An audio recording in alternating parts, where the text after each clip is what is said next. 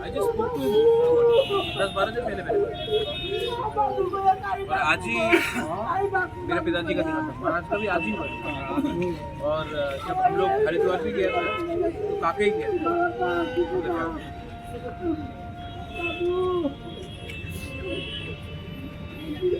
बहुत सब पे खबर मिलती है डायरेक्टली।